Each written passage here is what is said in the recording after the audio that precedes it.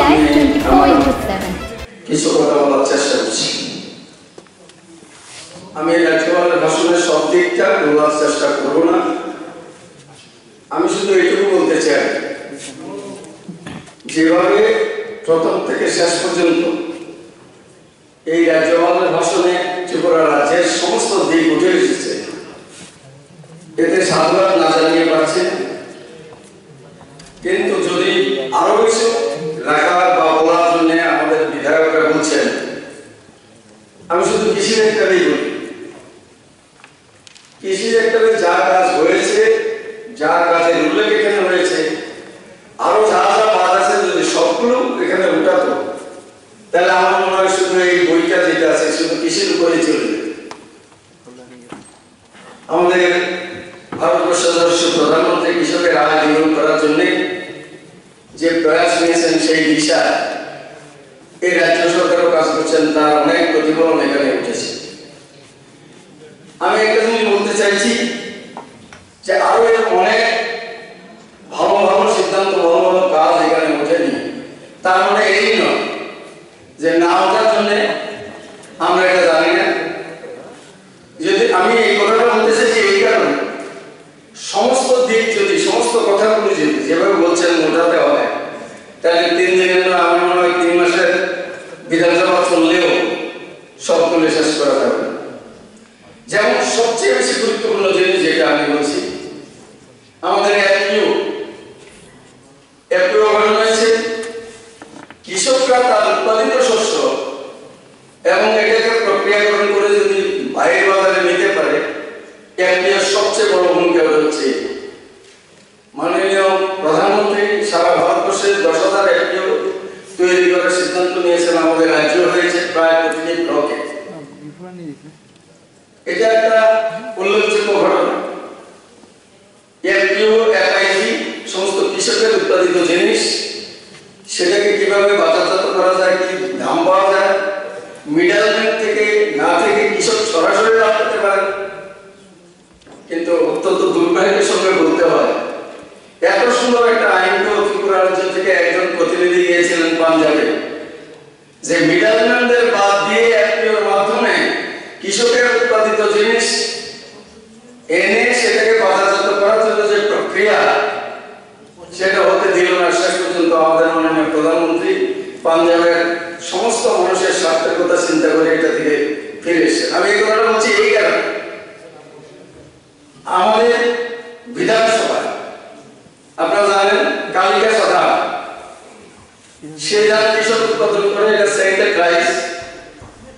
এতদিন পর্যন্ত এটা নির্দিষ্ট এলাকার কিছু কৃষক জানতেন, কিন্তু এটাকে যখন ট্র্যাক্টরের মাধ্যমে প্রক্রিয়াকরণ করে ভোগের মাধ্যমে যখন এটাকে চালু করা হলো, এখন দেখা গেছে আমাদের কাঁকড়ামাটির চাল বোম্বে থেকে অর্ডার আসছে, দিল্লি থেকে অর্ডার আসছে। যে কৃষক এই কালিকা সাদা উৎপাদন করতেন এতদিন পর্যন্ত, কিন্তু এটা শুধু ওই নির্দিষ্ট কিছু এরিয়ায় বা কিছু লোক কোনো অকেশনে পায়েস করার জন্য নিত, তার বিক্রির জায়গা ছিল না। আর এখন এই এফপিওর মাধ্যমে তার এই ভোগ নামে কালিকা সেন্টার প্রাইস চলে যাচ্ছে, আমাদের এখানে সরসরায় এসছে। অনেক বিক্রি এবং অনেক করার চাহিদার সাথে সঙ্গতি রেখে এখন যোগান দেওয়াটা অসম্ভব হচ্ছে। আমাদের কৃষি দপ্তর থেকে এখন নতুন করে আবার নেওয়া হচ্ছে, সেটাকে আরো বেশি কিভাবে চাষ করা যায়। কিন্তু এটা এখানে উল্লেখ হয়নি এই কারণে আমি বলবো, যা কিছু সংক্ষেপ ঘটেছে কৃষি অনেক ঘটেছে, এফপিওর ব্যাপারটা আপনারা একটু চিন্তা করে দেখবেন। আমাদের কৃষকরা মধু উৎপাদন করে, সেই মধুকে ব্র্যান্ডেড করে ভাগবার একটা এফপিও, এবং সারা ভারতবর্ষে তার মাধ্যমে ভোগ, যেমন কালিকা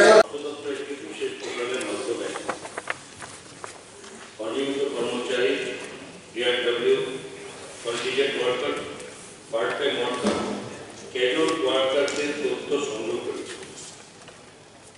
এই পোর্টালের মাধ্যমে সংগৃহীত তথ্য অনুসারে মোট অনিয়মিত কর্মচারীর সংখ্যা 1445 জন, তার মধ্যে ডিআরডব্লিউ 836 জন, কন্টিজেন্ট ওয়ার্কার 311, ক্যাজুয়াল ওয়ার্কার 193,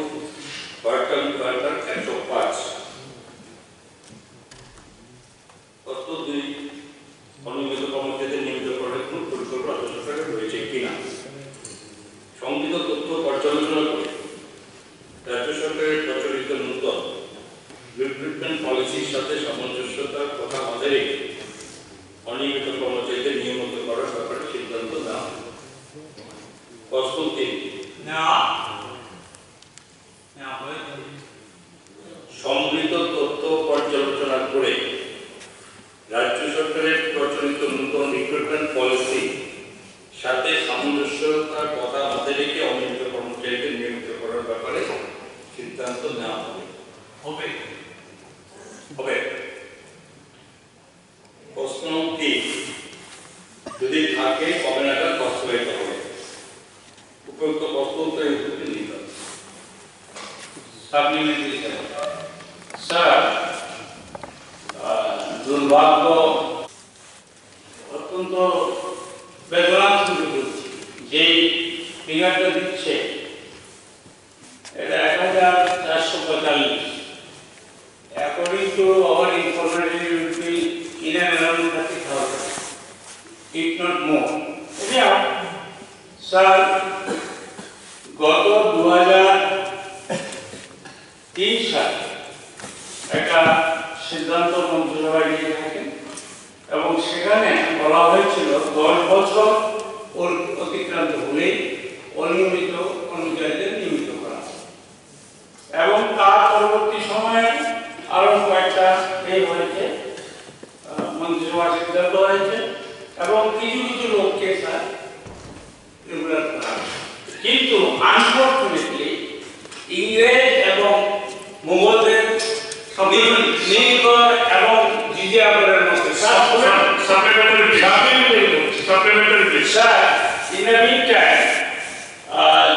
ছয়বার স্যার নোটিফিকেশন করা হয়। লাস্টে একটা গ্রিন যুগে উঠবে একটা কর্মচারী বিরোধী, বেকার বিরোধী একটা সার্কুলার দিয়েছে আমাদের দেশ গভর্নমেন্ট 31 জুলাই 2018 এসে কর্মচারী বিধান অনিয়মিত কর্মচারীদের বই দেওয়ার জন্য স্যার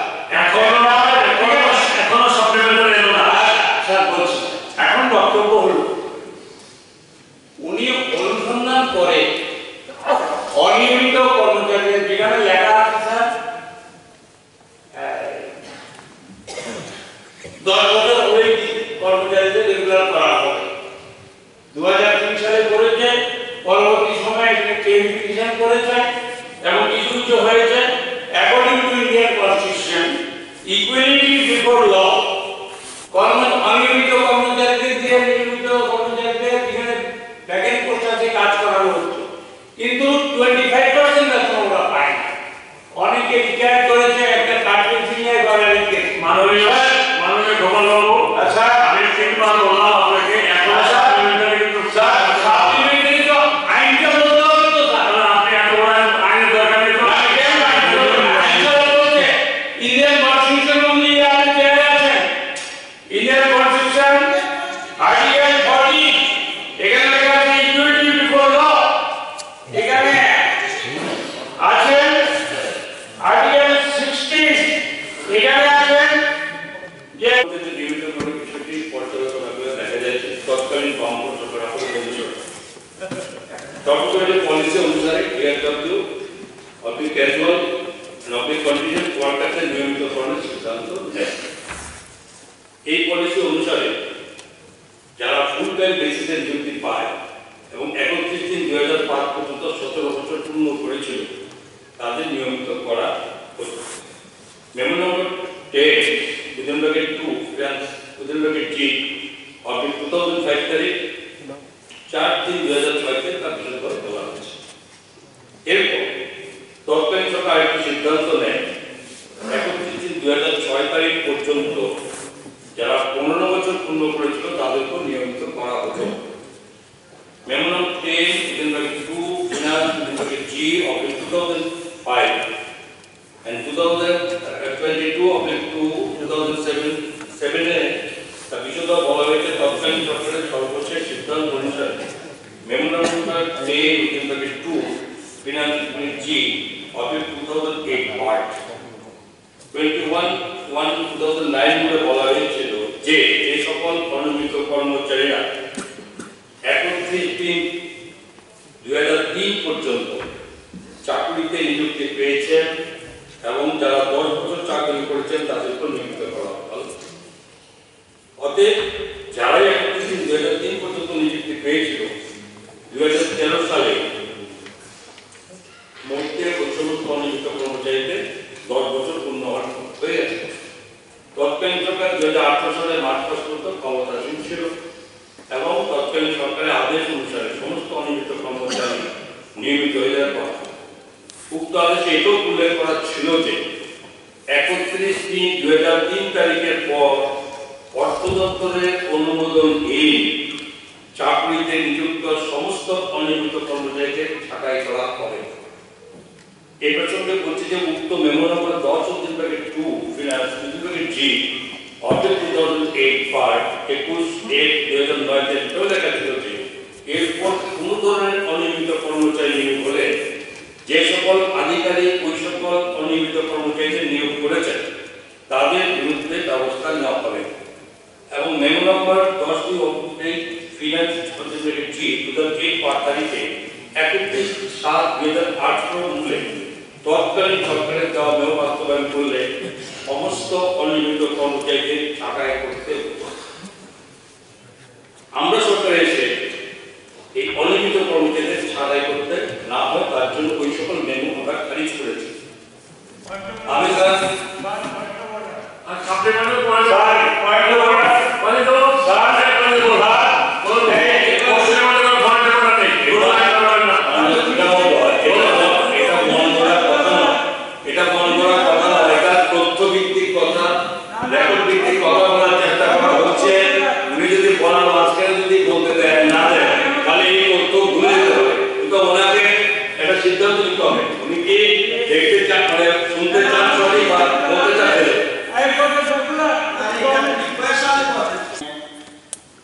আমরা জানি যে 125টি সেন্ট্রাল বোর্ড অফ সেকেন্ডারি এডুকেশনের যে লিমিটেড বিদ্যাজ্যোতি বিদ্যালয় রয়েছে এর মধ্যে উনি যে কথাটা বলছেন এখন পর্যন্ত বিদ্যাজ্যোতি স্কিমের গাইডলাইন আছে কোন কোন টিচার লাগবে, যেমন সোশিওলজি, সাইকোলজি, জিওগ্রাফি এবং ইকোনমিক্স, এবং সেই হিসাবে সেখানে প্রয়োজন প্রায় 300 জন বিষয় শিক্ষক যেগুলো এবং 200 জন স্পেশাল এডুকেটর। সেই হিসাবে আমাদের টিআরবিটির মাধ্যমে একটা অ্যাডভার্টাইজমেন্ট করা হয়েছে, কিন্তু সেখানে দেখা গেছে যোগ্য প্রার্থী সেভাবে পাওয়া যায়নি, যে কারণে 179 বিষয় শিক্ষক এর মধ্যে সোশিওলজি 44টি, সাইকোলজিতে 37টি এবং জিওগ্রাফিতে 49টি এবং ইকোনমিক্সে 49টি নেওয়া হয়েছে। এবং শুধু তাই নয়, যেটা আমি বললাম যে গাইডেন্স আছে সে অনুযায়ী 88 জন 88 জন স্পেশাল এডুকেটরকে নিয়োগ করা হয়েছে। তাছাড়া আপনি যেটা পাশাপাশি দপ্তর বিদ্যাজ্যোতি বিদ্যালয়গুলোর জন্য 125 জন ফিজিক্যাল এডুকেশনের বিষয় শিক্ষক এবং 125 জন স্কুল লাইব্রেরিয়ান পদ সহসায় আমরা পূরণ করতে যাচ্ছি। এখানে উল্লেখ করা যায় যে 118 জন কম্পিউটার সায়েন্সের বিষয়ে শিক্ষক পদেরও ক্রিয়েশন হয়ে গেছে, যা খুব দ্রুত পূরণ করা হবে।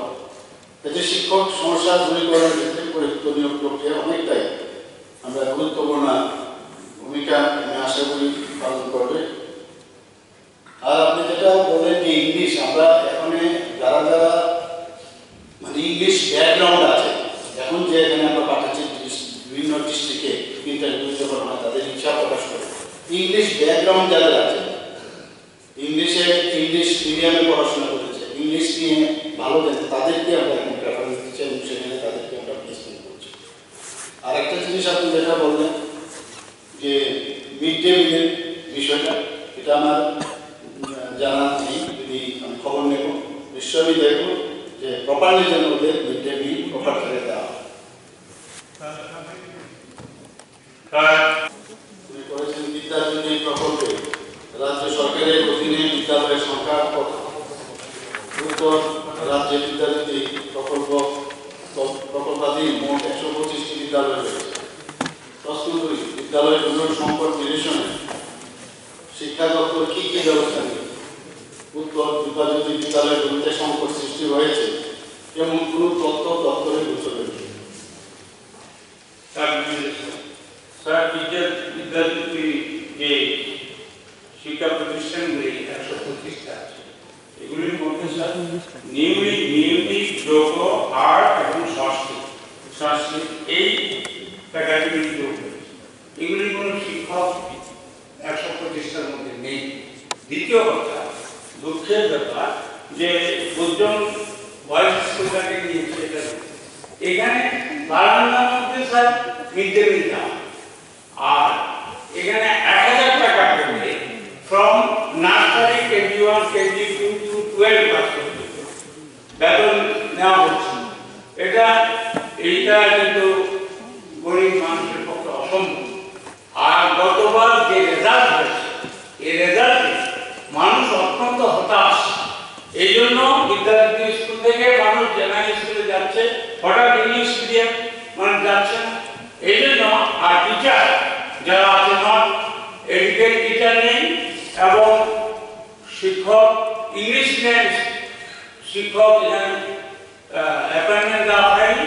সুতরাং এই বিদ্যার্থী স্কুলগুলি নামে হচ্ছে কিন্তু কাজ হচ্ছে না, স্টুডেন্টের কোনো বেনিফিট হচ্ছে না।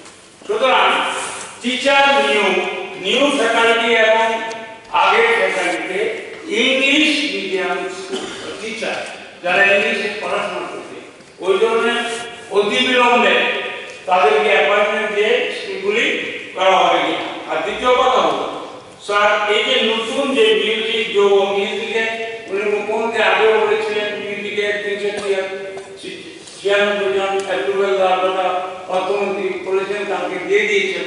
কিন্তু যোগ, আর্ট এবং সংস্কৃত এগুলি দেওয়া হবে কিনা, আর বাকিগুলিও ইংলিশ মিডিয়াম যারা ইংলিশে পড়াতে পারে এই ধরনের টিচার নিয়োগ করে সার্বিকভাবে পড়াশোনা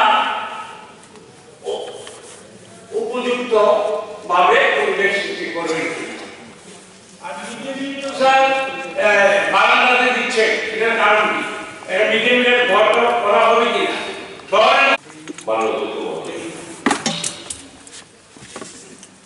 মাননীয় দপ্তরের ভারপ্রাপ্ত মন্ত্রী স্বীকার করবেন, অনেক সময় ভালো কিছু করার জন্য প্ল্যানিং ছাড়া করতে গেলে লেজে বলি হতে হয়। বিদ্যার্থী পড়াশোনা আপনার মধ্যে আমাদের ছেলে মেয়েরা আসবে, কিন্তু যেরকম ভাবে হারিডনেস করতে গিয়ে একদম প্রাথমিক বিদ্যালয় থেকে সেকেন্ডারি বিদ্যালয় আমরা বাংলাতে পড়লাম, আমরা এখন যে বলা হচ্ছে ইংলিশে আনসার স্ক্রিপ্ট লিখতে হবে, স্বাভাবিক রেজাল্ট আমরা যা পাচ্ছি। যেটা আমাদের আরো কনসার্ন ওয়াইড, সেটা হচ্ছে কিছু সার্কুলার আগে চলতো এনজিও দ্বারা, এখন চলছে কিছু ওএসসি দ্বারা, কিছু সার্কুলার যেগুলো আমাদের কাছে এসছে, এক্সপেক্টেড রেজাল্ট কি হতে পারে ওই স্কুলগুলোর মাস্টার বাবুদের কাছে এবং টুয়েলভে এক্সপেক্টেড রেজাল্ট কি হতে পারে তার একটা ব্যাখ্যা চাইছে ওএসডি, এবং বলছে এই এক্সপেক্টেড রেজাল্ট কিন্তু আমরা ডাইরেক্টরের কাছে দেব, যদি না হয় এক্সপেক্টেড রেজাল্ট অনুসারে adding to this, the teachers attending a particular class for more than a month are also responsible, মানে টিচারের উপর এখন তার সবটা রেজাল্ট ভালো করতে হবে, পাস করাতে হবে, কোশ্চেন নাম্বার কিরকম হবে, কিরকম খাতা দেখবে, মার্কসটা কিরকম হবে, সাপ্লিমেন্টারি হচ্ছে এই তথ্যগুলো, সাপ্লিমেন্টারি হচ্ছে এই why all of a sudden without any content planning, এটা 1 থেকে 5 অবধি, এত সাল থেকে 1 অবধি 5 অবধি এদেরকে গ্রুপ করে ফার্স্ট ডে চালু করে হতো, কিন্তু all of a sudden এরকম ভাবে একটা বিদ্যার্থী প্রকল্প চালু করে দিল, না দরকার না থাকতে এলাকা বাংলা পড়ে এবং ইংলিশে লিখতে হচ্ছে, এবং খুব বাজে অবস্থা, এবং গ্রেস মার্ক দিয়ে তাদেরকে জানান আপনি যদি একটা খাতার মধ্যে যদি 34, 35 19 পেলে পাস, এখন এই 5 নম্বর পায়, বাকিটা পড়লে গ্রেস দিয়ে কতজনকে পাস করতে পারবে? If this is the situation of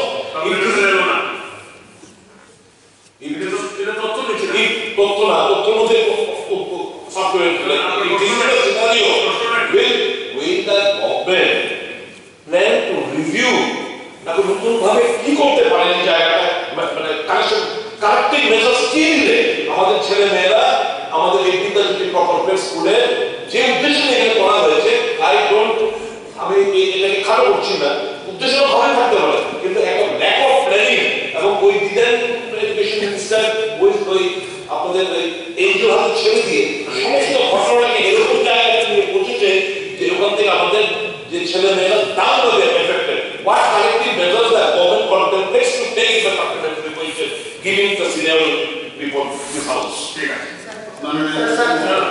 আমি 49 জনের জন্য কল করেছি, 80 জন 70 জন 125 খানা তাই 125টা স্কুলে 2022-23 3-4-4-5 দিবস কত বছরে যে রেজাল্ট গ্রেড দিয়ে যেটা করেছে কিন্তু অত্যন্ত হোপলেস রেজাল্ট। এখন উনি বলছেন আমরা চেষ্টা করছি, টিচার দেওয়া হবে, স্কুল শুরু হয়ে গেছে, ছাত্রদের সর্বনাশ হয়ে যাচ্ছে। এখন বক্তব্য হলো আমার নতুন যে ফ্যাকাল্টি আছে, কারণ উনি এখানে আমি মিথ্যা তথ্য দেন আমি বলবো না, ইউজিসির ব্যাপারে একটা কথা বলেছেন। ইউজিসির আজকে আমি সার্কুলার নিয়ে এসেছি, উনি বলেছিলেন টিচার 16:1 আর এখানে আছে ইউজিসি আছে 20:1। স্যার অসত্য, আমি অসত্য বলবো না, বিভ্রান্ত এখানে স্টেটমেন্টটা আমরা চাই না। আমার কাছে এখানে এই আছে স্যার ইউজিসি সার্কুলার আমি নিয়ে এসেছি 20:1। আমার বক্তব্য হলো জনগণ স্যার 1000 টাকা দিয়ে দিচ্ছে, এটা মকুব করা হবে কিনা? স্কুল কলেজের ডিফারেন্সটাকে বুঝুন, স্কুল কলেজের ডিফারেন্সটা বুঝুন। ইউজিসি এখানে আসে কি করে? কে আমি আবার বলতে গেলে বুঝলাম না। আমি তো উনি বিভ্রান্ত করছেন, আমি বলছি আপনি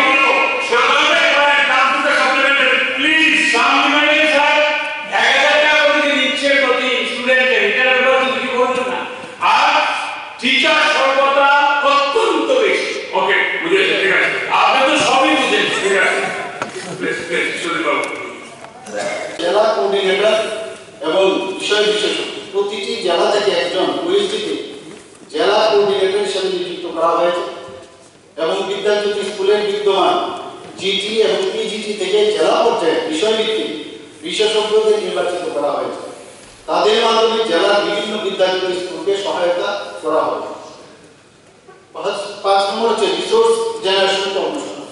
125টি সিবিএসই অনুমোদিত বিদ্যাজ্যোতি স্কুলের মাধ্যমিক ও উচ্চ মাধ্যমিক স্তরের শিক্ষকগণদের জন্য রিসোর্স জেনারেশন কর্মশালা সফলভাবে সম্পন্ন হয়েছে। আপনি যেটা বলেন যে নমুনা প্রশ্নে কিভাবে করা উচিত, এই ধরনের অনেক প্রশ্ন করার আমি নিজেও কলেজের যে টিচার ছিলাম, আমি জানি ইটস ভেরি ইম্পর্টেন্ট পয়েন্ট। তো দশম ও দ্বাদশ শ্রেণীর ছাত্রছাত্রীদের 2025 সালে বোর্ড পরীক্ষার প্রস্তুতির জন্য সিবিএসই স্যাম্পল কোশ্চেন পেপার প্রস্তুত করা হয়েছে। প্রতিটি বিষয়ের বিশেষজ্ঞ শিক্ষক শিক্ষিকা দ্বারা প্রি বোর্ড পরীক্ষার উত্তরপত্র মূল্যায়নের জন্য সিবিএসইর আদলে মার্কিং স্কিম তৈরি করা হয়েছে, যার মাধ্যমে ছাত্রছাত্রীদের উত্তরপত্র মূল্যায়ন করা হয়েছে। 7 নম্বর হচ্ছে লার্নিং হাব। রাজ্যের 32টি বিদ্যাজ্যোতি স্কুলে কোলাবোরেটিভ লার্নিং হাব স্থাপন করা হয়েছে। এর মাধ্যমে রাজ্যের এই যে 125টি বিদ্যাজ্যোতি স্কুলের শিক্ষক শিক্ষিকাদের মাঝে টিচিং লার্নিং ম্যাটেরিয়াল এবং হিউম্যান রিসোর্স শেয়ার করে শেখানোর প্রক্রিয়াও আরো শক্তিশালী করা হয়েছে। 8 নম্বর হচ্ছে গ্রুমিং ক্লাসরুম। বোর্ড পরীক্ষায় ভালো পারফরমেন্সের জন্য দশম শ্রেণীর পরীক্ষার্থীদের জন্য 23শে ডিসেম্বর 2024 থেকে 31শে জানুয়ারি 2025 পর্যন্ত এবং দ্বাদশ শ্রেণীর জন্য 23শে ডিসেম্বর 2024 থেকে 15 জানুয়ারি 2025 পর্যন্ত গ্রুমিং ক্লাসরুম চালু করা হয়েছে।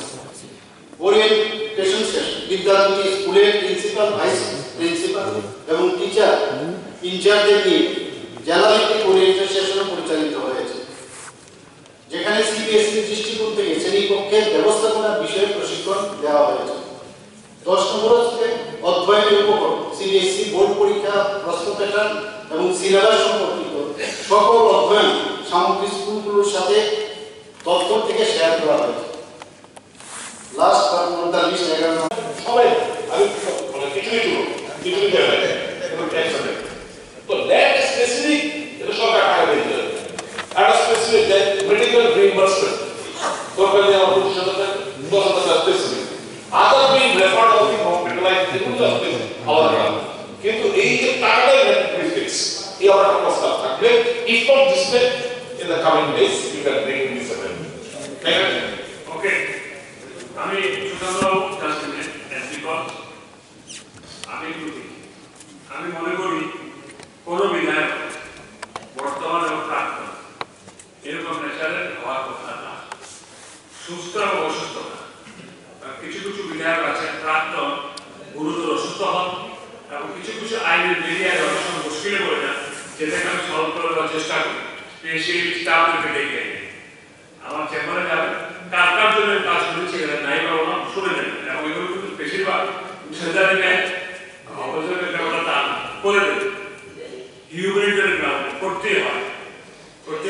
আর আপনি যেটা বলেন হয়তো ইউ ডাজন্ট নিড, এরকম নিডি আছেন পরিবার যারা আমি জানি কিছু কিছু আমি ইতিহাস অধ্যয়নকে বলেছি, এমন কিছু কিছু নিডি পরিবার আছে প্রয়াত ফ্যামিলিদের সিরিয়াস কন্ডিশন, এবং ওনাদের আমি বলতে বলেন কি একজন মক সিরিয়াস কন্ডিশন, সিরিয়াস চোখের জল ফেলে ছেলেরা চিনি দিয়েছে, তার বাবা ছিল প্রাক্তন বিধায়ক, না বললাম না। সুতরাং সব দলের আমি দেখি, কিন্তু আমি মনে করি না যে কোনো বিধায়ক ফলস স্পিরিট দিয়ে এইসব কাজ করেন।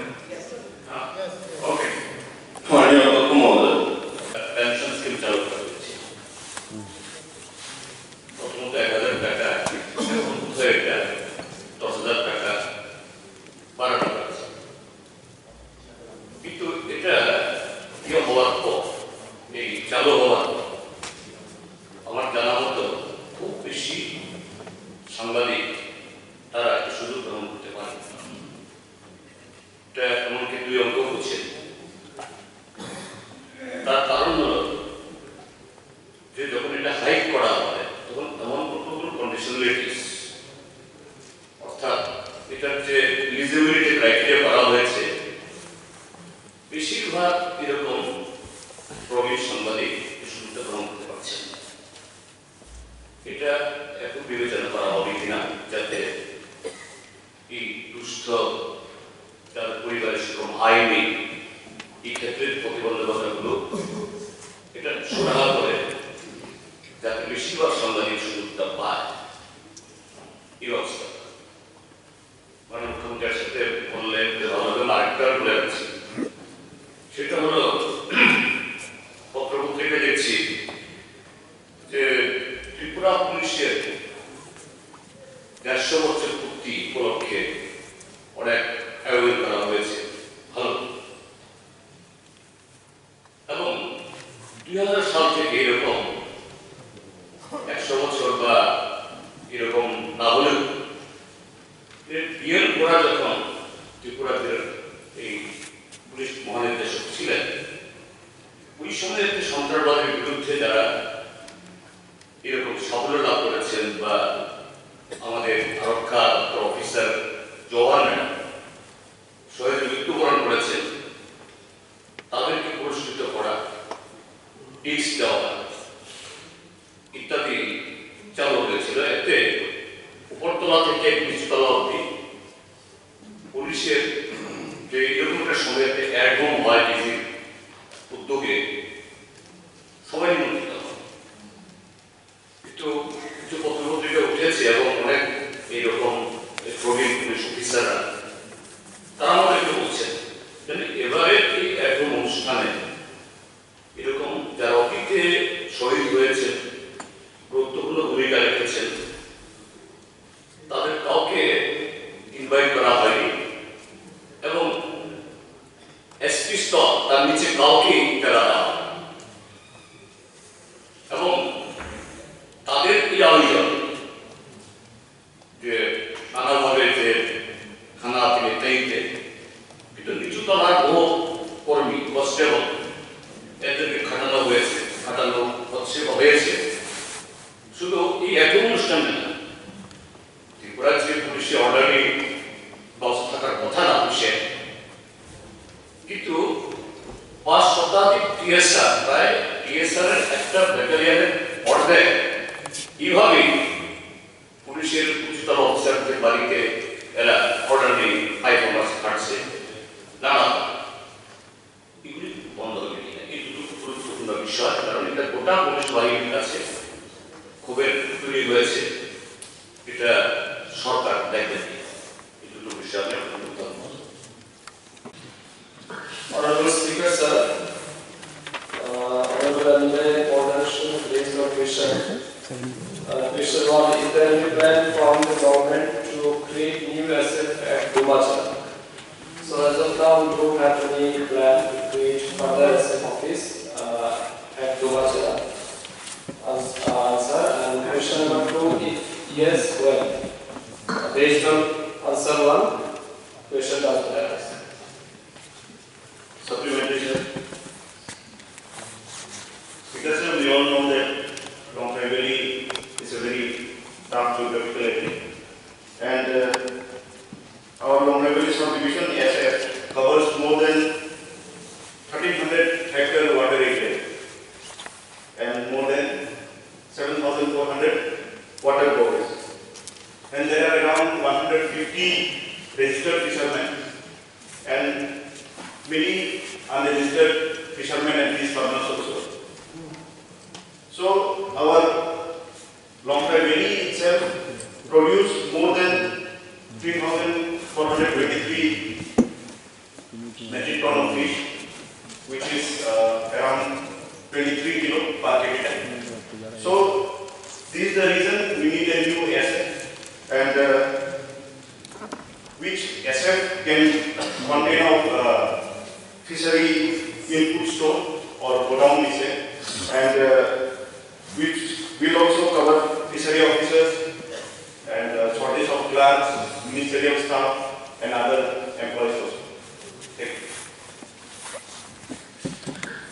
Honorable Speaker, sir, supplementary Honorable Anjay raised is concerned about his constituency area regarding the fishery establishment. First of all, I would like to know from you that what is the purpose of this question? Is it the purpose to create another SF office, or you want to increase the fish production in your area?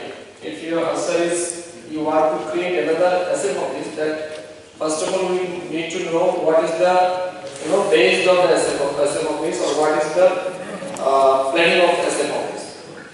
Right now we have 23 SF office across the state.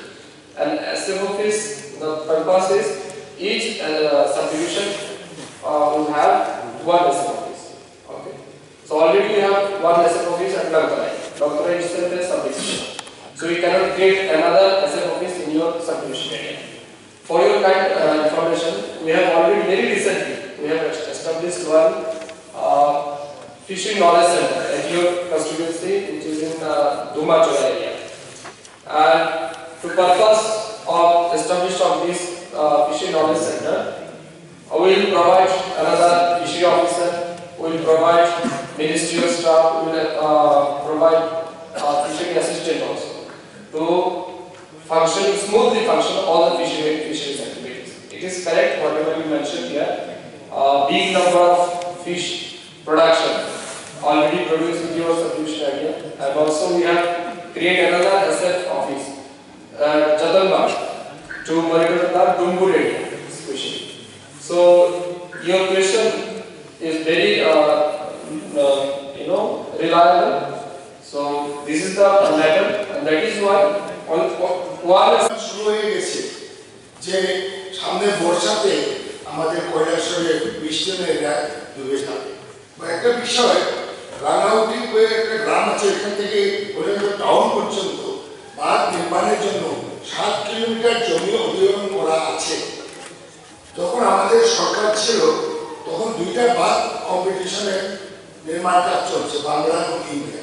তখন আমরা প্রস্তাব দিলাম প্রশাসনিক লেভেলে meeting করে মাত্র 50 ফুটের মধ্যে 2টা বাঁধ জড়ো করা হয়েছে, যার কারণে দুদিকে বাঁধ নির্মাণ প্রয়োজন পড়ে নেই। কিন্তু এবার দেখা যাচ্ছে বাংলাদেশের দিকে বিশাল উচ্চতা করে বাঁধ নির্মাণ চলছে, আর আমাদের এদিকে যে পুরানা 40 বছর আগে যে বাঁধটা একটা মেনটেনেন্স পর্যন্ত হয়নি এবং নিচেও আছে। এটা মাননীয় মুখ্যমন্ত্রীকে আমি অনুরোধ করছি, এটা ইমিডিয়েটলি একটা জরুরি ভিত্তিতে ইনকোয়ারি করে এটা ব্যবস্থা নেওয়া দরকার। ধন্যবাদ।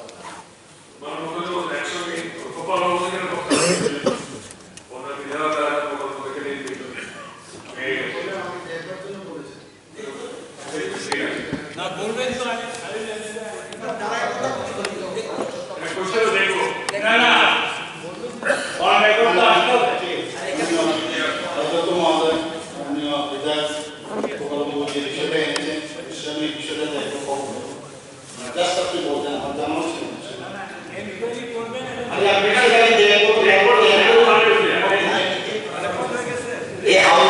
না। যখন নোট করে নির্বাহকে ইম্পর্টেন্ট উনি বলবেন, প্রত্যেক সময় মুখ্যমন্ত্রী দাঁড়িয়ে বলতে হয়। আমরা উপলব্ধি করলাম উনি এই প্রস্তাবের বিরুদ্ধে। আমি আসলে দ্বিচারিতা কাকে বলে এটা বলতে পারবো না, কারণ 2019 সালে 18 সালে আমরা বিধায়ক করি, 19 সালে মধ্যে শেষবারের মতো স্যালারি পেনশন হাইক হয়। তো যেদিন হাইক হবে বিলটা এলো, বাইরে লবিতে বসেছিলাম, বিরোধী দলের বামপন্থী দলের একজন বিধায়ক আমাকে বলছেন যে এবারের সেশনে আপনাদের টাকা পয়সা বাড়বে কি, আমাদের বেতন যা পায়, মিসেস চাকরি করে আজকে আসার সময় 500 টাকা নিয়ে চশমাটা ঠিক করে এনেছি, কারণ পার্টি সমস্ত টাকা নিয়ে স্যালারি চলতে পারে। এবার বাড়বে কিনা কিছু বাড়া আমরা তো বলতে পারি না, সেদিন বাড়বে। এই চেয়ারে বসেছিলেন প্রাক্তন মুখ্যমন্ত্রী মানিক সরকার, লাভ দিয়ে উঠলেন এগুলো হচ্ছে নাকি, এটা মানি না, একই পায় না, এই হচ্ছে সে হচ্ছে, কর্মচারীরা পাচ্ছে না, চাকরি নেই, বাকরি নেই, খাওয়ার নেই, অন্ন নেই, বাসস্থান নেই, ওয়াকআউট করে রেখে গেল। তা আমার প্রশ্ন, এই যে বিচারিতা, এই 5 বছর আগে যে বেতনটা বৃদ্ধি হয়েছিল, বামপন্থী বন্ধুদের পকেটে টাকাটা যায়নি, স্যালারি অ্যাকাউন্টে টাকাটা যায়নি, আপনারা সেটা গ্রহণ করেননি, সেটা নিয়ে আপনারা চলছেন না। এই বিচারিতার মানে উদ্দেশ্য, যে বন্ধুটি আমাকে বাইরে বললেন যে বাড়বে কিনা একটু বাড়া, পার্টিতে থেকে আমরা তো কিছু বলতে পারি না, উনি সব ওয়াকআউট করে বেরিয়ে গেলেন। আমাকে বললেন এক কথা, বাইরে ভিতরে সাহায্য করুন। আসলে মিডিয়া আছে, মিডিয়ার কাছে বোঝাতে হবে যে আমরা গরিবের দল, বাইরে গিয়ে মানুষকে বোঝাতে হবে আমরা প্রতিবাদ করেছি, প্রতিরোধ করার চেষ্টা করেছি, কিন্তু আমরা কি করব, শাসক দল প্রেজেন্ট সেটা করেছে। তো সুদীপবাবু যেটা বলেছেন এখানে, যে যারা চান না এমন একটা অপশন যদি রাখা যায় যে তারা সারেন্ডার করতে পারে, সেই অপশনটা যদি রাখা যায়। যারা চান না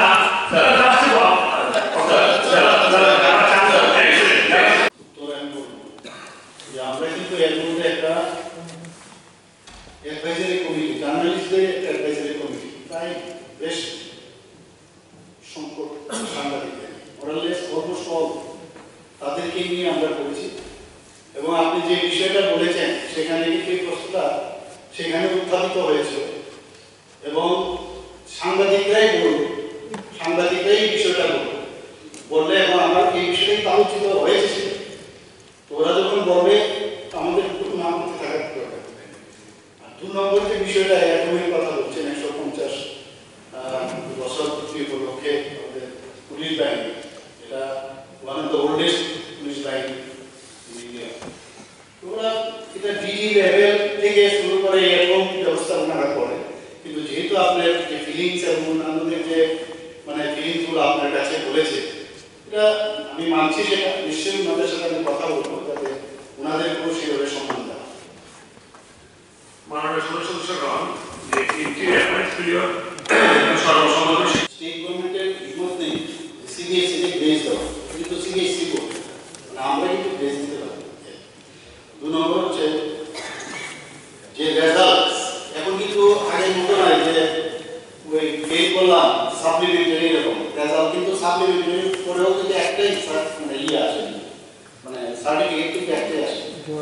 তো সাপ্লিমেন্টারি দেওয়ার পরে যে রেজাল্ট আমাদের কাছে 2023-24 এসছে, 10ম শ্রেণীতে 87%, আর দ্বাদশ শ্রেণীতে 75%। এখানে 125টি বিদ্যালয়ে প্রথম শুরু হয়েছিল, তার মধ্যে যে এটা পাশের রেজাল্ট আমি বললাম, এখন এটা সিবিএসসি লেভেলে এই বিদ্যালয় একটা হচ্ছে, আর দ্বিতীয় হচ্ছে এই প্রকল্পটি কিন্তু আপনি যেটা বললেন তৈরি করে শুরু করেছে, তো সেই বিষয়ে আমি বলছি। এবং 30টি বিদ্যালয় ছিল কিন্তু সম্পূর্ণ ইংরেজি মাধ্যম, আউট অফ 125, এবং 96টি বিদ্যালয় ছিল বাংলা মাধ্যমে। এই 96টি বাংলা মাধ্যম বিদ্যালয়ের মধ্যে 25টিতে বিদ্যাজ্যোতি প্রকল্প শুরুর আগে প্রাথমিক স্তরে ইংরেজি মাধ্যম পঠন পাঠন শুরু হয়েছিল। বর্তমানে 5টি বিদ্যালয় নবম শ্রেণী পর্যন্ত, 8টি বিদ্যালয়ে অষ্টম শ্রেণী পর্যন্ত, 2টি বিদ্যালয়ে সপ্তম শ্রেণী পর্যন্ত, 4টি বিদ্যালয়ে ষষ্ঠ শ্রেণী পর্যন্ত, 3টি বিদ্যালয়ে পঞ্চম শ্রেণী পর্যন্ত, 3টি বিদ্যালয়ে চতুর্থ শ্রেণী পর্যন্ত, আর 50টি বিদ্যালয়ে তৃতীয় শ্রেণী পর্যন্ত এবং 21টি বিদ্যালয়ে দ্বিতীয় শ্রেণী পর্যন্ত এই ইংরেজি মাধ্যম পড়াশোনা করছে। অর্থাৎ বাংলা যেখানে আছে বাংলা কিন্তু চলছে। আস্তে আস্তে করে যে আমি বললাম 29টি তো অলরেডি ইংলিশ ছিল, একটু সময় নেবে, কিন্তু আস্তে আস্তে করে আমি আশা করি যে আপনি যেটা মাননীয় বিধায়ক সুদীপ রায় জিজ্ঞেস করি কি কি আমরা এটাকে আরো মানে আপডেট কিভাবে করা যায় আমরা কিছু নিয়েছি। যেমন এখানে এক নম্বর হচ্ছে শিক্ষক প্রশিক্ষণ। ইতিমধ্যে সিবিএসই এবং বিদ্যালয় শিক্ষা দপ্তরের পক্ষ থেকে সিবিএসই এক্সপার্টদের মাধ্যমে 41টি প্রশিক্ষণের ব্যবস্থা করা হয়। সিবিএসই পাঠ্যক্রম এবং প্রশ্ন প্যাটার্ন অনুযায়ী শিক্ষকদেরকে একাডেমিক দক্ষতা বৃদ্ধি ও তাদের পেশাগত উন্নতির জন্য সিবিএসই সেন্টার অফ এক্সিলেন্স দ্বারা বিদ্যাজ্যোতি স্কুলের সকল শিক্ষক ও অধ্যক্ষদের প্রশিক্ষণ দেওয়া হয়েছে।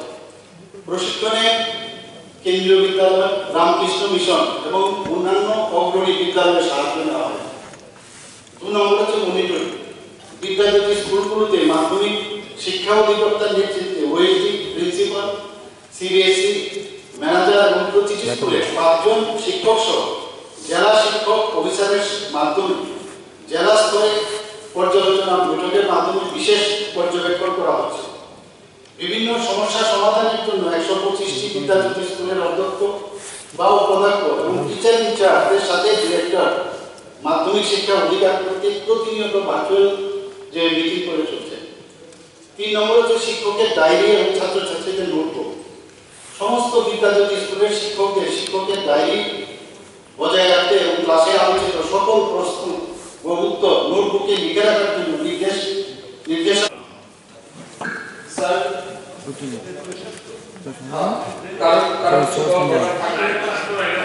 এটা আমি জাস্ট একটু ব্যাকগ্রাউন্ডে বলে দিই। এটা আমাদের ভারত সরকারের social welfare and social justice department থেকে প্রপোজাল আমাদের কাছে এসেছিল, যেটাতে বিধানসভা থেকে রেজুলেশন পাস করা হবে এবং আপনি যে সমস্ত স্টেট বলেন, বিশেষ করে অন্ধ্রপ্রদেশ, গোয়া, কর্ণাটক, মহারাষ্ট্র, এই সমস্ত স্টেটগুলো দেওয়া হয়েছে। তো আগে যেটা আমাদের অ্যাক্ট ছিল সেটা হচ্ছে the implement of major scavengers and construction of private trade prohibition act 1996 number 46 of the world act.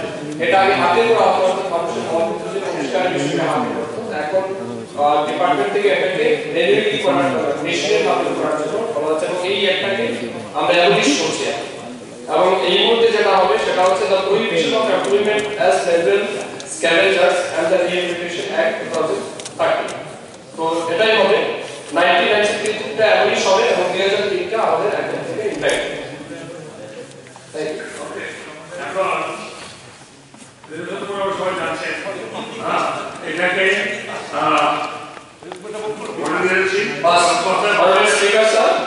the resolution be passed. এখন স্যার পক্ষে যারা আছেন তারা বলবেন, আমি মনে করি সবাই না বলার কেউ নেই, সর্বসম্মতিক্রমে পক্ষার্থী সভাপতি গৃহীত হইল। এখন রাজ্যপালের ভাষণের উপরে আলোচনা,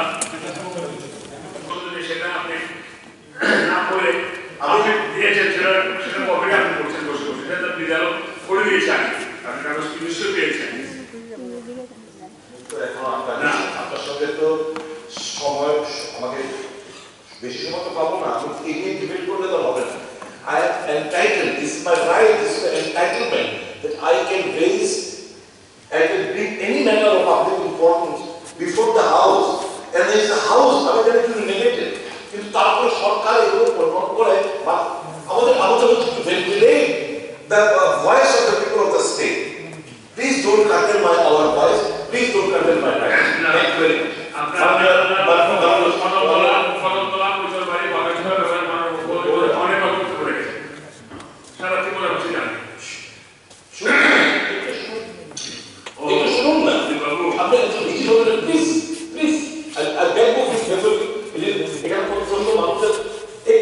সহায়তা হবে, আমরা মুখ্যমন্ত্রী সহায়তা করছি যেভাবে আছে সম্প্রতি পর্যটনা কর্তৃপক্ষ এবং কর্মকর্তা আপনি বলবেন আচ্ছা আমি যদি না আমি চেষ্টা করতে পারি, আমি অন্য ভাষায় বলতে পারি।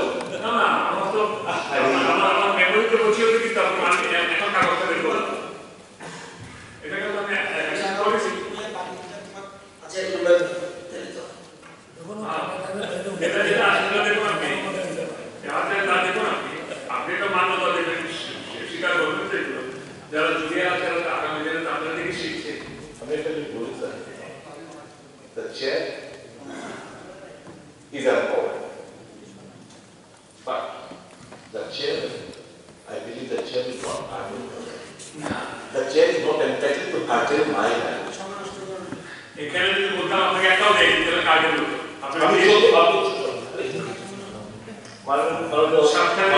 মাননীয় parliament minister, you please write like request you. We are 7 terms ধরে এখানে আমরা আছি। হ্যাঁ স্পিকার সিদ্ধান্ত আমি বলছি আলোচনা মানে বলছে যে অ্যামেন্ডমেন্ট দেখছি ওইগুলি বলা যায়, যেগুলি অ্যালাউ করে অ্যামেন্ডমেন্ট, ওই যে অ্যামেন্ডমেন্ট না করে আমি বক্তব্য লাস্টে করতে পারবো।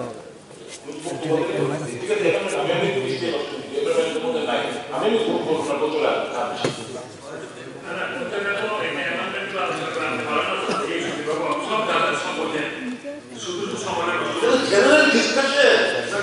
General discussion of এখানে সাতটা আছে। our please. আপনার সাতটা আইটেম আছে।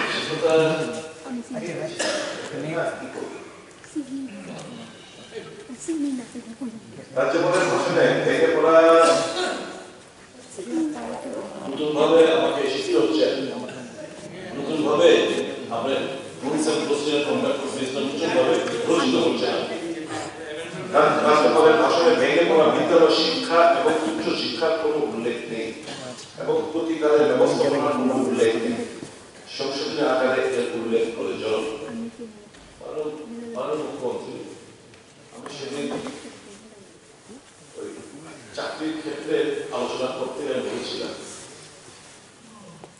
fact of the matter is, Nipen Chakrabortyর আমলে in the year 1982, TPS Tripura Board of Secondary Education original ভাষার হার কি সেটা বের করার জন্য একটা কমিটি গঠন করা হয়েছে। কিন্তু আলোচনার পর দেখেছে মাত্র অনলি 14% পাশে যে আমরা এটা করা উচিত এটা 3টা সেশন আগে কথা ছিল। কেন বলেনি আপনারা জানেন, ফ্লাড। এখন আমরা আগে মানুষকে টাকা দিয়ে নেব, ফ্লাডের জন্য ওই সময় কিন্তু আমরা যাইনি। এখন ঠিক চিকিৎসা কিছু না হবে না, আগে ফ্লাড করার জন্য মানুষ টাকা দিলাম, পরবর্তী সব 2টা সেশন লাগিয়ে পর আমরা দেখি। তো এই জন্য আমি বলছি এটার জন্য বিতর্ক প্রশ্ন এবং এটা রাজ্যবাসীর উপকার, এটা এই মানুষগুলো রাজ্যের সদস্য এবং এই রাজ্যের উন্নয়নে তাহলে কার নাম বলবে যে সে কিচ্ছু করেনি রাজ্যের জন্য, একটা লোকের নাম বলে, অথচ তাদের কিন্তু হাজার হাজার মানুষ ভোট দিয়ে জিতিয়েছে। তো বিলকে সমর্থন করার জন্য আমি মনে করবো সবাই সমর্থন করেছো, আলোচনার মধ্যে নেগেটিভ কিছু বলেনি, সবাইকে বলবো আমরা সুন্দর। হ্যাঁ যদি মনে করেন বিষয়টা একটু আনন্দ হয়ে পড়ে আমি তো একা দায়িত্ব, আমি আপনার কথাগুলো নোট করে রেখেছি এবং এটা দেখবো, এটা এফেক্টের ব্যাপার আছে, তুমি ব্যাপারটা বুঝতে দেখতে হবে। আর যেটা বলছেন এবং এর পরে আমরা তো দেখেছি অনেক জায়গায় কেউ টাকা নেয় না, অনেক স্টেটের মুখ্যমন্ত্রী বা কেউ কোনো মিনিস্টার ডোনেট করে দেয়। এটা প্রবলেম, এটার জন্য বিল অ্যামেন্ডমেন্ট করতে হয়, বলে আমারটা আমি নেব না, আমি এটা দান করে দেবো। এটা যার ইচ্ছা করে দান করে দেবো, গভর্নমেন্ট তখন এটাকে কাজে লাগাতে পারবে। যদি এরকম কেউ ডোনেট করতে চায়, আমার স্যালারি থেকে অর্ধেক টাকা বা 60% টাকা আমি ডোনেট করে দেবো, গভর্নমেন্ট নেবে। গভর্নমেন্ট নিয়ে গভর্নমেন্ট অন্য কাজে খরচ করবে, জনগণের স্বার্থে কাজ করবে। 嗯 সবাইকে ধন্যবাদ। 嗯 হ্যাঁ, ভারত জন্য বিশ্ব একটা আনন্দ এরপরে। 嗯 আমরা minister, speaker, deputy speaker, leader of the opposition, government chief, and the members of the legislative assembly of Tripura. 9th Amendment Bill 2024, the Tripura Bill number 9 of 2024 বিবেচনা করা হোক। যারা প্রস্তাবের পক্ষে আছে তারা হা বলবেন, যারা বিপক্ষে না বলবেন। আমি মনে করি না বলার কেউ নেই, অতএব প্রস্তাবটি সর্বসম্মতিক্রমে সভা কর্তৃক গৃহীত হইল।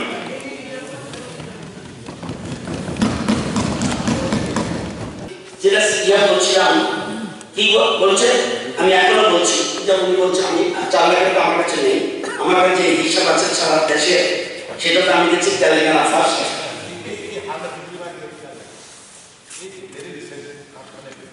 করেছে, সেকেন্ড দেখা যাচ্ছে Maharashtra, third Kerala, fourth UP, তারপরে মণিপুর, সেকেন্ড মণিপুর। তাহলে আমি কত করতে যাচ্ছি এখানে স্যালারি 93 হবে, এবং এটা কি, এটা সর্বভারতের মধ্যে লেটেস্ট আর লোয়েস্ট চলছে না। কি করবে কেন্দ্রের বাজার থেকে কি করবে বলতে পারেন? আর এখানে ওই তো সেদিন আমরা বলছি না বাবু ওইখানে আইএস অফিসার ওখানে যায়, আমরা থাকলে এত মাত্র দিয়ে তাদের এই রঞ্জিত আমি এত ডিটেলস বুঝাবে না। এমএলএরা পয়সা এমএলএরা পয়সা নিতে গেলে অনেকের কষ্ট না, 5 বছর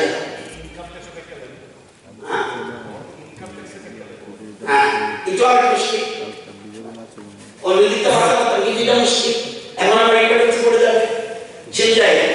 তো এই যে জিনিসগুলো স্যার আমি মনে করি এই যে জিনিসগুলি আমরা তবুও স্যার মন্ত্রিসভা মিটিংয়ে জানেন কেউ কামনা করবো একটু কম বাড়াবে, মন্ত্রীরা বলে মন্ত্রী একজন স্যার আমাদের থেকে তো আপনাদের বেশি হচ্ছে, আমরা সবাই কথা চিন্তা করতে হবে, আর যদি বলেন চিন্তা করি না আমি নাথিং টু সে। তো আমার অনুরোধ থাকবে, এখন কিছু বিষয় এসছে, এই বিষয়টা উঠে নিতে হবে, তখন মুখ্যমন্ত্রী ক্যাবিনেট মিটিং বলছিল যে যেসব জিনিসগুলো যারা ইনক্লুড হয়নি তাদের জন্য আমরা একটা স্পেশাল ক্যাবিনেট করে কিছু করা যায় কিনা আমরা দেখব। আর যেটা মেডিকেল ব্যাপার বলছে ওইটাও ইন ফিউচারে এটা ঠিক কিছু কিছু বিষয় আছে, ওই বিষয়ে বলছি না, আমরা ফল বিলের কথা বলছি না, কিন্তু এটার সম্বন্ধে যেটা এমএলএ ফান্ডের সম্বন্ধেও কারো কারো এমএলএদের বিভিন্ন রকম সাজেশন আছে, ওইটাকে কিছু করা যায় কিনা এটা ডিটেল বলবো না, এটা মিনিস্টার কনসার্ন ওই ডিপার্টমেন্টে দেখবে। আমি মনে করি এই যে বিল এবং সময়সূচিটা বলটা 6 ইয়ার্স হয়ে গেছে, বহুদিন হয়ে গেছে, এটা হওয়া উচিত, এবং এটা শুধু নতুন একটা মেসেজ যাবে খারাপ। এই যে এতগুলি এই যে নাম বললাম 82 জন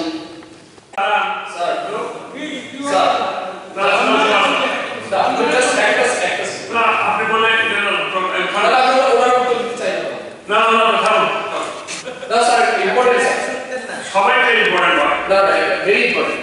আমি অনারেবল যদিও এটা আমি মন্ত্রিসভায় পারি না, তবুও এটা যেহেতু আমি একে ডিস্ট্রিক্টে অনারেবল এমএলএ বিরোধী সিস্টেম বলতে যে বিষয়টা বলেছেন এটা সত্যি খুব প্রাসঙ্গিক আমার মনে হয়, এবং মাননীয় মুখ্যমন্ত্রীর কাছে আমি আবেদন করবো, এটা যেহেতু দুই দেশের বিষয়, এটা খুব সিরিয়াস ম্যাটার, কারণ এই যে সামনে বর্ষা আসছে, মানে এইবার যে বর্ষা গেল আমরা মুখ্যমন্ত্রী অনেকটা বেঁচে গেছি এই কারণে, কারণ বাংলাদেশের পার্টটা কিন্তু জলের স্রোতে ভেঙে যাওয়ায় মানে জলটা বসা উঠেছে, যার কারণে আমরা অনেকটাই বেঁচে গেছি, কিন্তু এটা প্রত্যেক বছর একটা সমস্যা থাকে। আরেকটা বিষয় হচ্ছে একটা পার্ট এখানে এখনো আনফেন্স আছে, তো সর্বদাই কি হয় বাংলাদেশ থেকে কিছু লোক ঢুকে এখান থেকে গরু চুরি করে বাংলার যে মানে ইলিগাল অ্যাক্টিভিটিসের সাথে যুক্ত থাকে।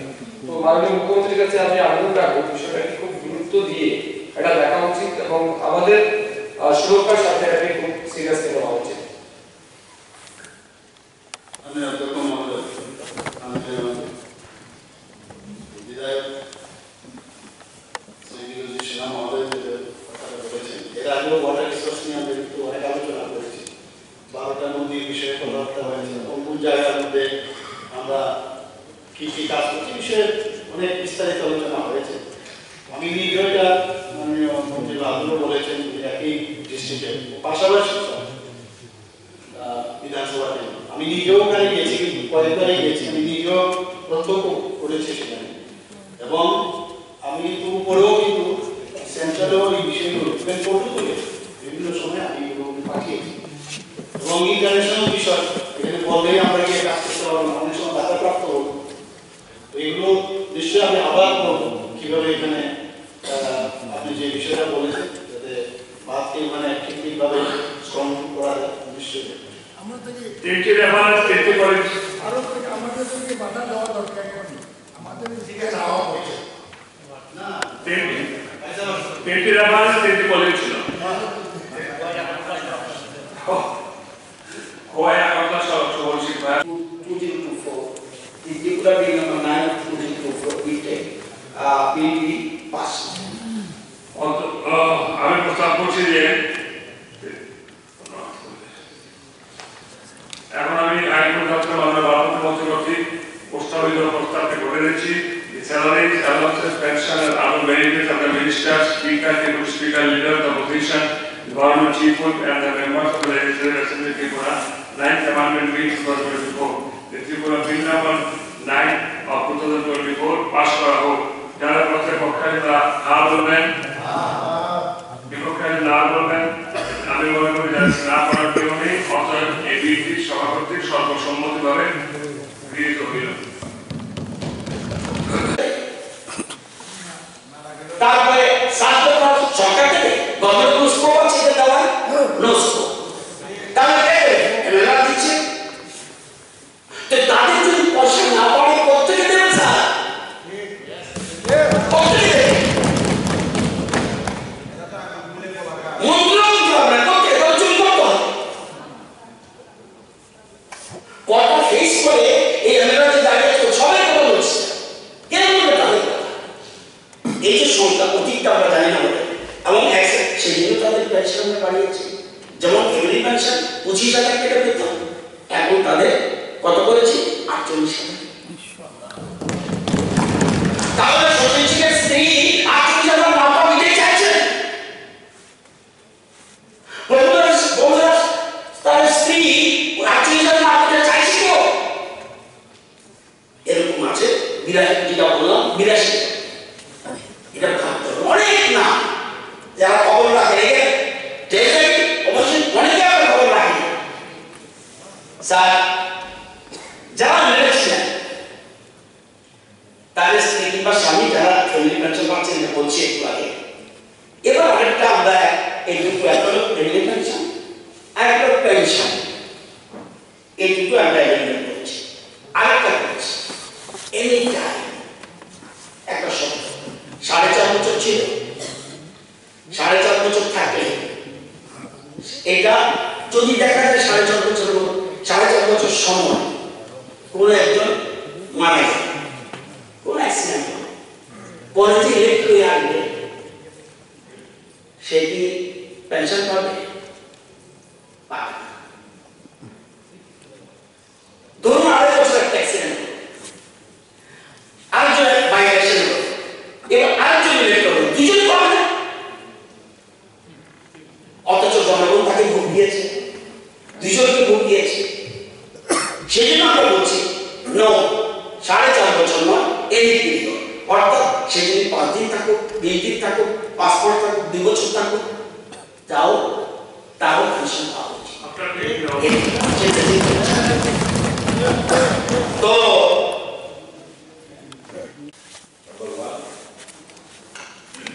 এর বিষয়ে এই কথাটা বললেন 100% আপনি দিন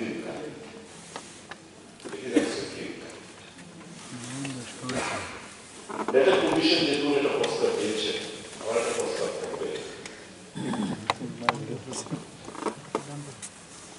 একটা অপশন থাকবে যারা সামনে করতে চায়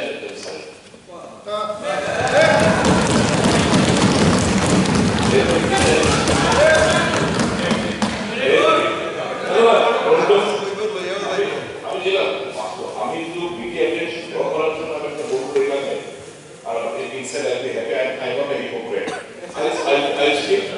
What is fact? Let the option be given. If someone is to surrender, then let me surrender. Number one. Number two.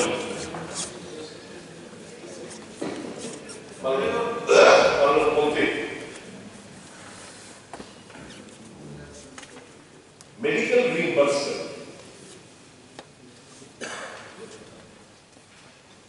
এই জায়গায় দেখা যাচ্ছে অনেক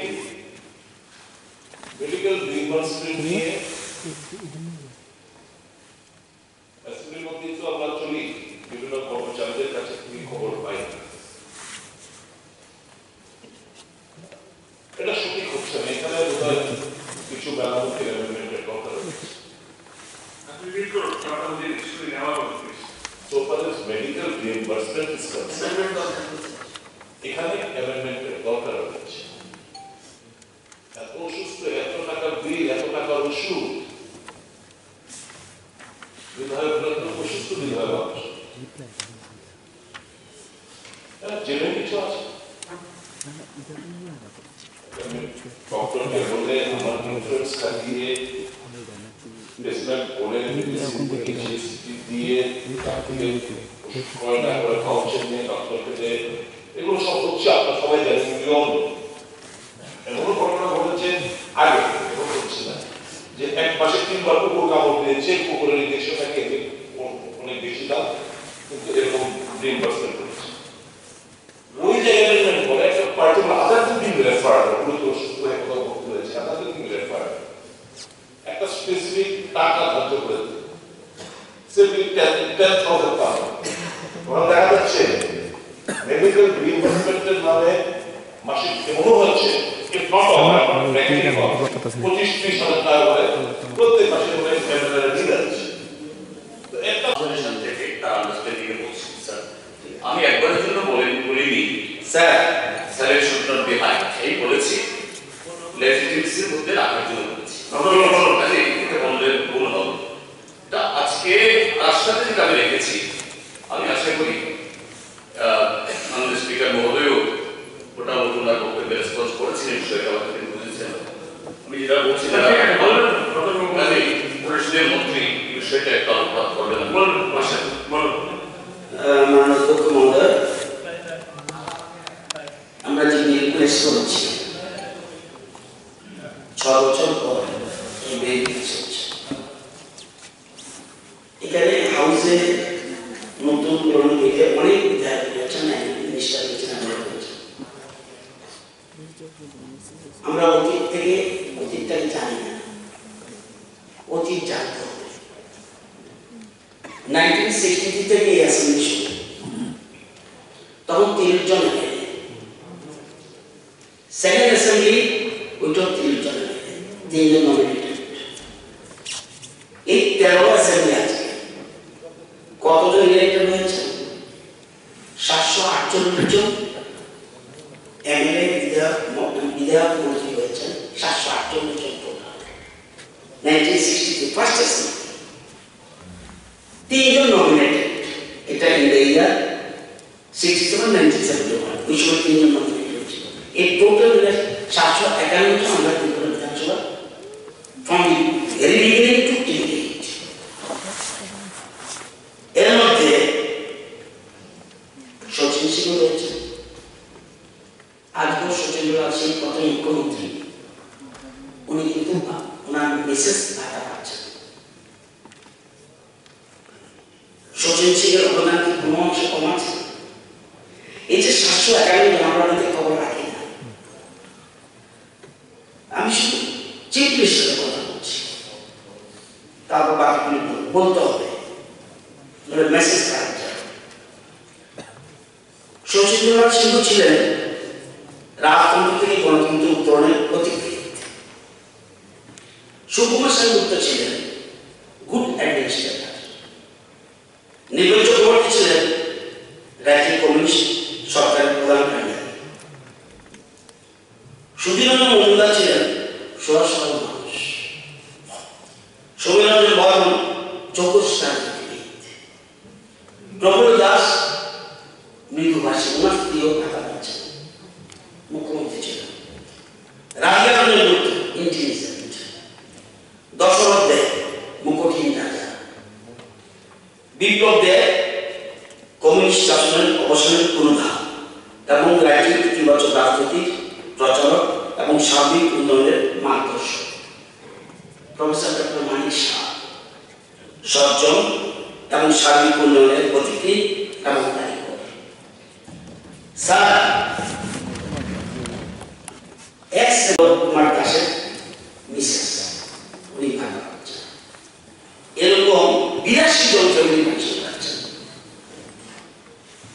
আপনার শ্যামাচরণ ত্রিপুরা, ওনার ছেলে, ওনার কারা কি মেয়ে কি হতে পারে জানি না, কি কষ্টে আছে আইন,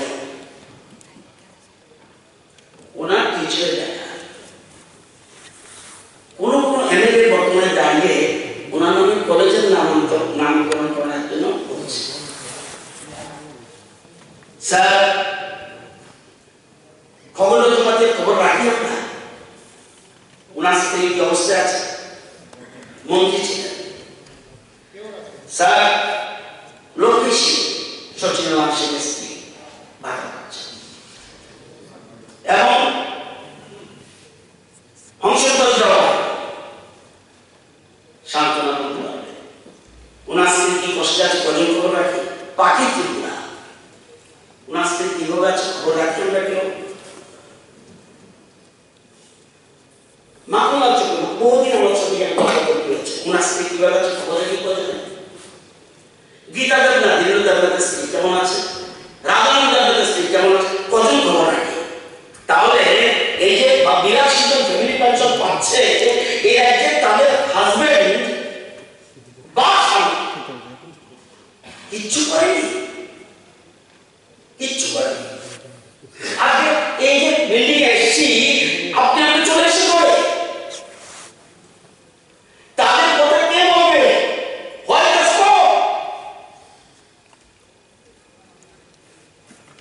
খবর রাখেন, আমরা যাই জিজ্ঞাসা করবো যাদের আমি সবই নাম বললাম না, বিলাসের নাম বলতে হবে।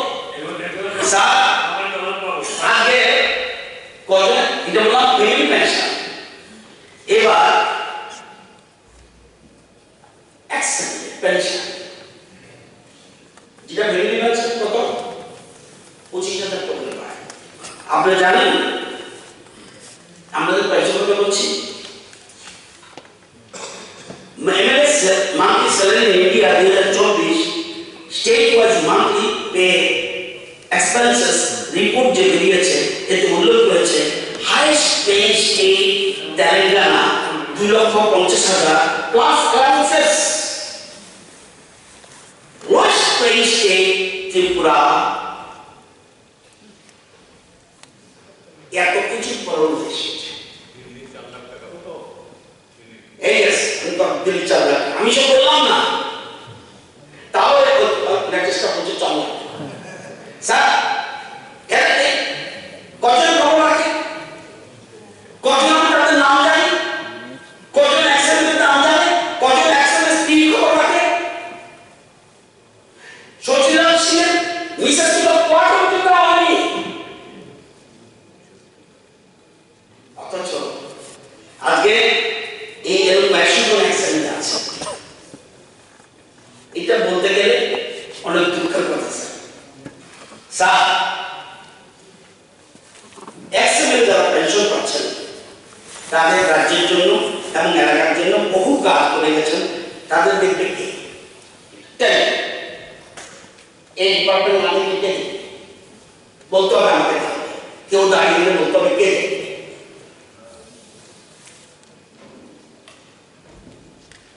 আমরা কিন্তু সবাই কথা চিন্তা করি।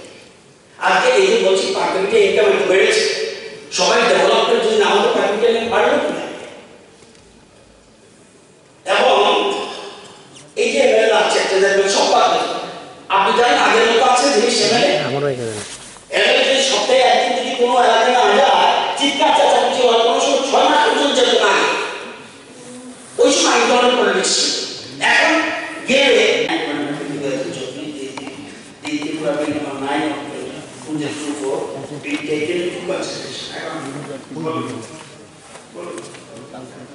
স্যার আমি বিষয়টা এখানে রাখতে চাই স্যালারি বিল বা স্যালারি হাইক প্রোগ্রামটা এটা টাইম টু টাইম লেজিটিমেটলি হওয়া দরকার আমি সেদিনও বলেছিলাম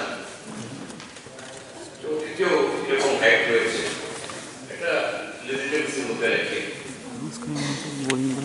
তো এই জায়গাতে আমরা যারা বিধায়ক পার্লামেন্টে একটু এটা রুলস চেঞ্জ করেছে পার্লামেন্টে এরকমভাবেই সাংসদরা তাদের বেতন ভাতা দিয়ে কীভাবে ফিরিয়ে এনে পৌঁছত কিন্তু অরুণ জেটলি যখন অর্থমন্ত্রী ছিলেন তখন তিনি একটা সিস্টেম করে দিয়েছেন এটা পার্লামেন্টে প্রতি হিসাব আসে তো সেদিক থেকে we are very very much privilege class আমরাই আমাদের বেতন আমরাই পাচ্ছি আমরা কারো যেতে হচ্ছে তো সেদিক থেকে যেভাবে হয়েছে প্রায় অলমোস্ট 100% এটা আমাদের রাজ্যের AGT Live 24/7 আমরা করতে পারছি না এই সময়তে এটা ওদের ঠিক হয় না এটা বলতে চাইছি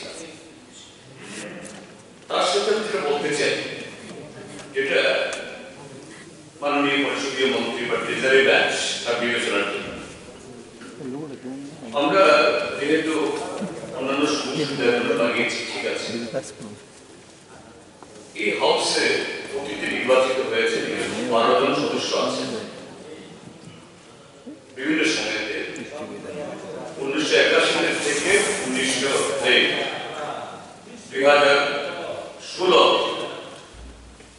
বিভিন্ন সময়তে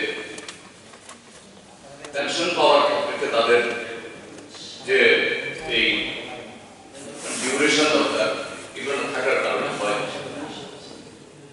তো এতে 12 জনের মধ্যে 2 জন প্রশান্ত কাপালি এবং মধুসূদন সাহা তাদের বোধহয় সার্ভাইভিং ক্লেমেন্ট কেউ নেই তাহলে 10 তার মধ্যে দুর্বার রিয়ান্স সিআইএ বিধায়ক ছিলেন এবং মন্ত্রীও ছিলেন কিছুদিন তারও বোধ হয় কারণ একমাত্র স্পাউস ক্লেম করতে পারেন আছে কিনা আমি জানি না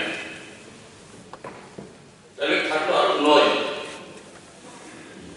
আমি রিকোয়েস্ট করব যে এই যাতে না হলেও তাদের সম্পর্কে গভর্নমেন্ট একটু হওয়ার জন্য রেস্ট্রিক্টেড না হলেও প্রসপেক্টিভ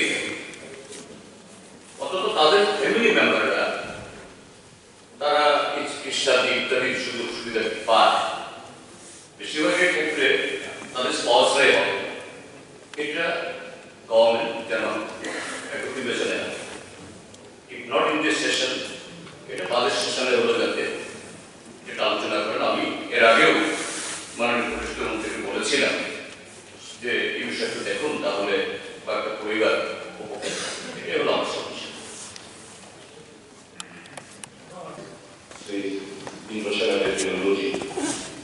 যে ভাষণ প্রদান করেছেন তার উপর আমরা বেশ কিছু সংশোধনী প্রস্তাবনা এনেছি বিরোধীদের যে তরফ থেকে সম্মানিত সমস্ত সংশোধনী প্রস্তাবকে সমর্থন জানিয়ে আমি কয়েকটা বিষয় আমি এখানে উত্থাপন করতে চাইছি ভাষণের প্যারা 5 উত্তর পূর্বাঞ্চল পর্ষদের 72তম প্ল্যানারি সেশনে ত্রিপুরা তথা এই অঞ্চলের উন্নয়নের কি কি সিদ্ধান্ত হয়েছে কি কি প্রকল্প এবং পরিকল্পনা গৃহীত হয়েছে এবং রাজ্যের মুখ্যমন্ত্রী রাজ্যের উন্নয়নে কি কি দাবি করেছে এবং ত্রিপুরার প্রাপ্তি কি তার কোনো উল্লেখ আমরা এই ভাষণের মধ্যে দেখতে পাই আমার অনুরোধ থাকবে প্রেস মিটে আমরা মাননীয় মুখ্যমন্ত্রীকে প্রেস মিট করে সিদ্ধান্ত হয়ে রাজ্যবাসীকে বাস্তব কোথাও দেখিনি আমাদের দাবি থাকবে মাননীয় মুখ্যমন্ত্রী যেন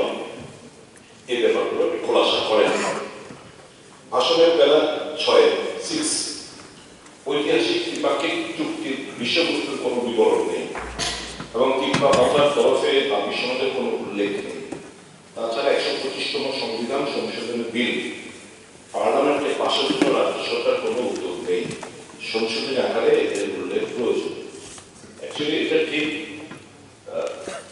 মার্চ মাসের 2 তারিখ প্রবাবলি একটা আমরা দেখতে পেয়েছি খবরের কাগজে, তারপর টেলিফোন আমরা পেয়েছি, সোশ্যাল মিডিয়াতে পেয়েছি একটা মেমোরেন্ডাম অফ আন্ডারস্ট্যান্ডিং স্বাক্ষরিত ট্রাইপার্টি এগ্রিমেন্ট। তো এখানে বিপ্লবকের তরফ থেকে কেন্দ্রীয় সরকারের কাছে কি দাবি জানানো হয়েছে, what they want, what the demands are, that the people of the state এখন আমরা জানতে পারিনি, we are not acquainted with that fact। এখন স্বাভাবিকভাবে এটা একটা ব্যাখ্যা যে যেরকম ব্যাখ্যা করছে, তো এটা 6 মাসের সময় দেওয়া হয়েছিল সেপ্টেম্বরের 2 তারিখ, 6 months has elapsed। এখন পর্যন্ত নতুন বছর চলে এলো, এই যে দাবিও স্পেসিফিক না, আর কি চাইছেন এটাও স্পেসিফিক না, আর কেন্দ্রীয় সরকার কি করতে চাইছেন এটাও আমরা জানি না। এই ব্যাপারে যদি কোনো উল্লেখ থাকতো আমরা খুব খুশি হতাম। এবং 2020 5th of March, if my memory does not betray me, 5th of March, the 125th Amendment Bill was introduced in the Parliament. 125তম সংবিধান সংশোধনী বিল পার্লামেন্টে উত্থাপিত হয়, কিন্তু দুর্ভাগ্যবশত এটা আজকের তারিখ পর্যন্ত it has not yet been passed। So আমাদের এই ইন্টেনশনটা, হাউসের ইন্টেনশনটা আমার মনে হয় একটু এক্সপ্রেস করা, মানে এক্সপ্রেস করা, বিশেষ করে স্বরাষ্ট্র মন্ত্রণালয়ের ভারপ্রাপ্ত মন্ত্রীর কাছে কেন্দ্রে তারা অনুষ্ঠিত হবে। এবং 125th Amendment Bill যখন পাস হবে, স্বাভাবিকভাবে এই রাজ্যের আদিবাসীদের তাদের অর্থনৈতিক, সামাজিক এবং রাজনৈতিক দারুণভাবে তাদের অগ্রগতি ঘটবে। ভাষণের প্যারা 7-এ নিষিদ্ধ গোষ্ঠী এলএফটি এবং এনটিএফ এর সম্পর্কে আত্মসমর্পণ করে ফেলা হয়েছে, ভবিষ্যতে আর আত্মসমর্পণ সুযোগ থাকবে না।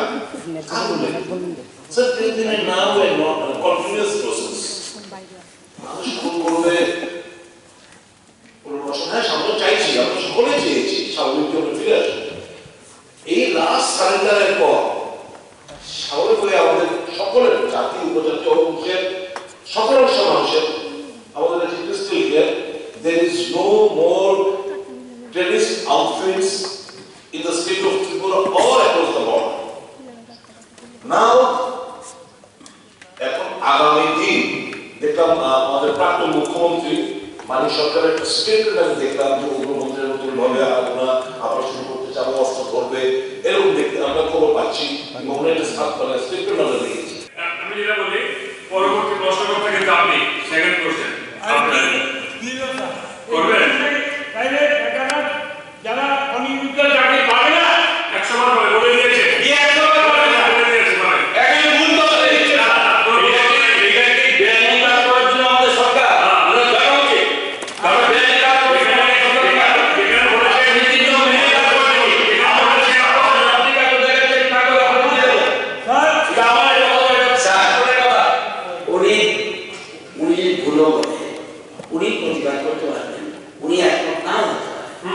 এখানে এই তর্ক করার কোনো অর্থ আছে? শুধু সময় নষ্ট। উত্তর পেয়ে গেছেন। পরবর্তী প্রশ্ন করতে শ্রী গোপাল চন্দ্র রায় মহোদয়, আপনি বললেন 15 মিনিট চলে গেছে, ছাত্রের জিজ্ঞেস শেষ, বলবেন আপনি সেকেন্ড কোশ্চেন। সেকেন্ড কোশ্চেন বলেন, 1 সেকেন্ড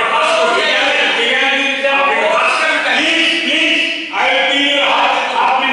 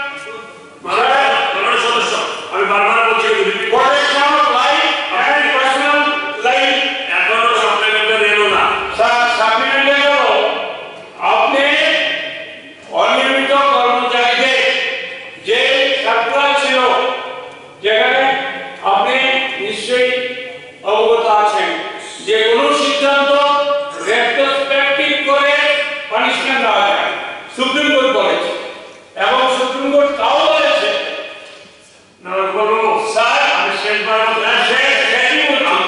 ওদের মামলায় সুপ্রিম কোর্ট বলেছে 10 বছর যারা চাকরি করবে তাদেরকে রেগুলার করতে হবে। আপনি সুপ্রিম কোর্টের রুলিং আপনি সুপ্রিম কোর্টের ruling observing or obeying the Article 14, 16 and 21 and so many cases আপনি অনিয়মিত কর্মচারীদের যদি আপনার ক্যালকুলেশনে ভুল হয় এগুলি শুদ্ধ করে 30,000 ও 32,000 ও 18,000 যাও according to me is আপনার যে ফিগারটা ইট ইজ নট রাইট ওইগুলিকে অতি শক্ত রেগুলারাইজ করা হবে কিনা। দ্বিতীয় কথা ইন দ্য মিনটাইম যারা আপনার রিটায়ার করে একটা কার্টুন নিয়ে গেছেন বাড়িতে পরিবার পরিজন নিয়ে না খেয়ে আছেন ওদেরকে অনিয়মিত কর্মচারীরা অবসর নিয়েছেন তাদেরকে এককালীন কোনো সহযোগিতা minimum 10 lakh if not more দেওয়া হবে কিনা। আর